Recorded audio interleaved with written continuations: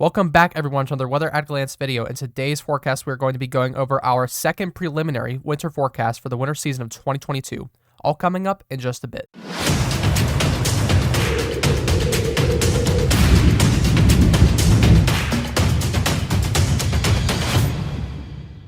All right, on our first slide, we're going to be taking a look at that temperature anomaly forecast. So this is going to be showing you whether you're going to be having slightly above average temperatures, normal temperatures, or slightly below average, even into below average temperatures.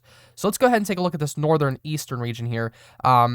And so far, we can see that our first region is this slightly below, so nothing too special here, nothing too noticeable too. So this isn't going to be a region where you're going to be seeing really, really frigid temperatures. You're not really going to notice much of any cool downs, but this is going to be more of a, mathematically wise, going to be lower than average. So you likely won't notice anything. You likely won't notice any significant changes to your temperature this winter, but you will see a mathematically number-wise decrease in temperature. So slightly below, maybe a couple degrees, but nothing too exponential. Now in our next region here, we have the below average region. This is a darker blue color, and you can see this includes much of the northern states of the United States here. This stretches from the Great Lakes all the way up into the northeastern United States, even into New England.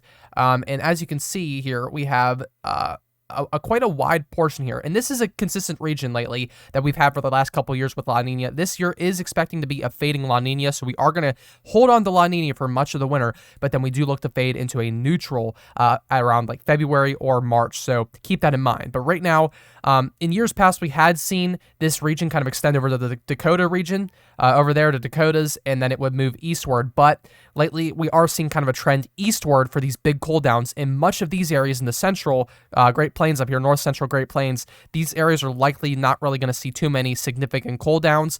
They still will be cold, but it's not going to be as below average as it had been in years past. So keep that in mind. We're mainly going to focus for those significantly colder areas over here in the eastern portions. All right, now in the southern region here, we only have one region for the warmer side of temperatures, and this is our slightly above average region. Now, as you can see, this is quite a large region. This goes from the southeastern United States all the way over into the southwestern United States. So you may be wondering what's going to cause this. Well, this is the jet stream pattern that we've currently been looking at. So if we take a look at what kind of jet stream pattern we've been seeing, you can see that we kind of have a ridge forming over the west and then kind of dipping down through the Great Plains often, even some troughs that form over the west. But much of the time, we see much of this pattern kind of looking like this. And that's why anywhere in the middle of here, between the below and the above, we're going to see average temperatures. Now, of course, we'll have dips in the temperatures, rises in the temperatures, as we always do with any area.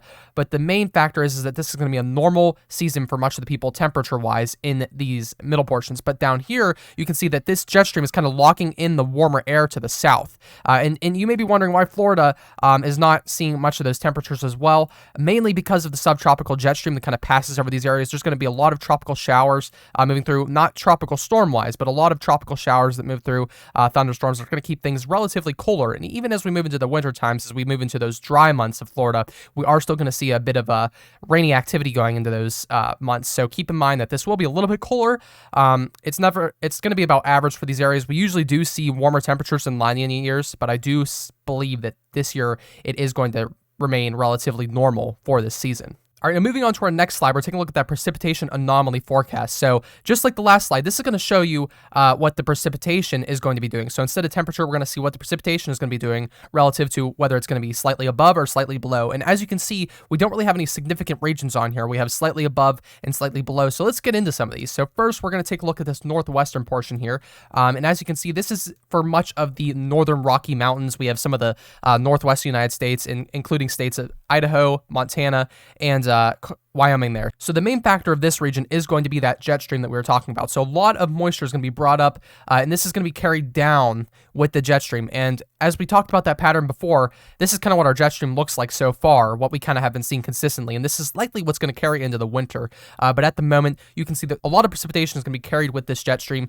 We are going to see some lows develop. So obviously, down at the trough regions, these lows may be carried up with the jet stream here and even pass over the ridge there. And then, of course, they will be carried down along this jet stream. So we will see, I do believe a lot of low pressure systems are going to be forming along the Rocky Mountains this year. Anytime we really get a deep layer trough there, so we're going to see some deep troughs develop. We're going to see some pretty large storms develop, and they likely will move to the northeast and possibly bring a lot of heavy snow to areas. So that's really what we're looking at so far. Nothing too significant. This isn't really going to be anything you're likely going to notice and change. So it's not going to be a super increase in precipitation overall. It's just more of a mathematical type of thing that we're talking about here. So of course, you are still going to notice you're going to see a lot of snowfall in these areas, and at warmer times, of course, as we move into the spring, maybe a lot of rainfall. But the point is that you're not likely going to notice too much of a change, but it will be there. So that's kind of what we're talking about with these type of regions, these slight regions. Now, as you can see to the north here, we have portions of the Great Lakes here with Michigan, and this region, looking at past historical data and La Nina years, especially fading La Nina years, we see this type of region here. This is kind of a historical portion here. If we look back to historical precipitation anomaly maps recorded from years, La Nina years in past, combined with neutral years, so the switch to neutral, we can see that this area is kind of a consistent region for slightly above average precipitation. Again, nothing too noticeable, but this is likely something that we will see this winter. We have a lot of confidence with historical data, and we've just noticed a lot of consistency with this so far. So we're going to see a bit of a rainier movement throughout the rest of the fall, and then we're going to see some, I do believe, a lot of snowfall as we move into the winter months. Now, in our final slightly above average region here, we have portions of New England and portions of the northeastern mid-Atlantic region. And here, this is generally going to be caused by the movement of the jet stream. Again, we see that trough kind of formed down in the south central U.S. and portions of the southwestern U.S. And we are going to see a lot of these winter systems move in a pattern such as this. So we may see some lower systems then transition to winter systems. So a lot of rain, maybe starting down in the southeastern United States, and then we're going to see these move upward into the colder regions, and we will see a good deal of snowfall up in these regions, I do believe. So a lot of low pressure systems passing through. Now, something to keep in mind that we have seen consistently in the last couple of years is we do have this region along the coast that is kind of prohibiting snowfall, and that is due to that warm mid-level atmosphere and even oftentimes warm surface level. So keep that in mind. A lot of these areas in this little region here that I've outlined, you likely will not see a lot of snowfall this year. You still will see snowfall, but a lot of these areas, even the Philadelphia region, you guys, I know that you have been lacking on snowfall for the past couple years. It has been warmer, and this looks to be another carryout this season, so keep that in mind. But to the north here, these regions up here, there will still be a good bit of snowfall. Now, we will get more into this on our snowfall anomaly map, but for the most part, you're just going to be seeing a good deal of precipitation this year. Usually, this area does see a great deal of precipitation no matter what year it is, whether it's El Nino, La Nina. So the thing is that this year it likely will be slightly above average. So there's still going to be a lot of precipitation despite whatever it is. But this year we will be seeing slightly above average conditions similar to the last 2 to 3 years. All right, now finally on our final region here, this is our slightly below average region. This stretches from portions of Louisiana all the way over to eastern New Mexico. And this is generally going to be caused by the position of the jet stream. And I do want to mention that we still have one more winter forecast coming out, so make sure you don't take any of this too close to heart, because this will likely change. But at the moment, right now, we do see kind of a consistent region of slightly below average precipitation here, and I do think that this is going to carry into the winter. Even though we have those troughs developing down lower and even some of those low pressure systems that could develop kind of to the south here, I really think much of the action is going to be up in this belt up here to the north. So I don't think a lot of action will be down here to the south. This doesn't mean you aren't going to see any snow or any rain anywhere within this area, but this generally is saying a lot of precipitation that usually would show up in these areas is not going to do that much often this year. All right, now on our final slide, we're taking a look at our snowfall anomaly forecast. And as you can see here, our first region we're going to take a look at is the northwest position. This is very similar to the precipitation anomaly map.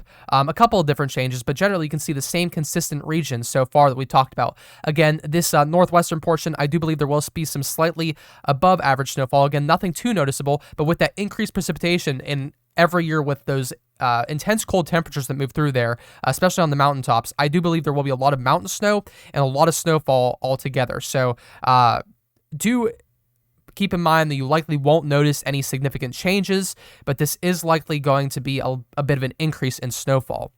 Now, if we transition over here to the central portion here, up in the Great Lakes here, you can see that this is also that similar region that we talked about for precipitation. Now, I do believe, again, this is going to be a big area for lake effect snowfall, especially on the western kind of coastlines of the lakes, and just a lot of snowfall altogether. So we are going to see a good bit of snowfall in this area. This is an area that usually sees a good deal of snowfall every winter, but I do believe a little bit more will be expected this season. And finally, moving over into the portions of New England and portions of the northeastern mid-Atlantic states here, you can see that we have a bit of slightly above average snowfall here. Again, we're keeping those coasts kind of away from this because we are seeing a lot of that warmer action, and I do believe much of these areas still will receive a good bit of rainfall, especially in the earlier months, and then later as we get into the very colder months, such as January, February, those are the areas that we will see a lot of the snowfall. So please don't get concerned as we move into December and the early parts of January. We still have a lot of time to kind of get that warm air moved out of the United States and get that colder air setting in. So it's going to take a little bit. It's going to take a little bit to get the snowfall coming in. It's going to be a good bit of rain for the first portions of winter. We will see snowfall though, but a lot of these areas along the coastlines will take a good while to kind of get rid of all of that warm air, especially with the coastal warming throughout the summertime that we talk about. A lot of that warm air, just like the Great Lakes effect with the lake effect snow, a lot of that warm air is still lingering,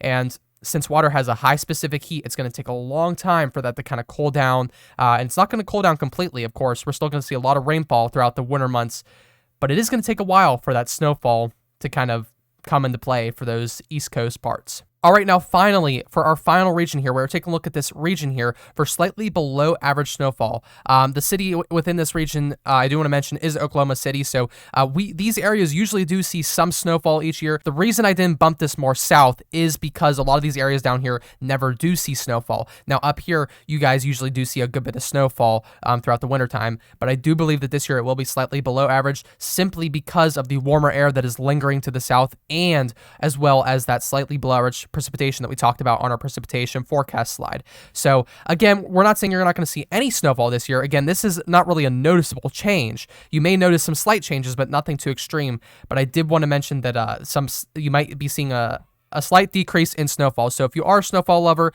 don't lose hope. It's just going to be a little bit less than what you usually expect in a snowfall season, in your winter season this year. All right, I want to thank you all so much for watching today's video. I would ask you to consider subscribing for more U.S. forecasts free of charge, and I would ask you to consider following the Weather at a Glance official Facebook page for more inside information and complimentary personal forecasts when you message me on my Facebook page. Again, I want to thank you all for watching, and I will see you in the next video.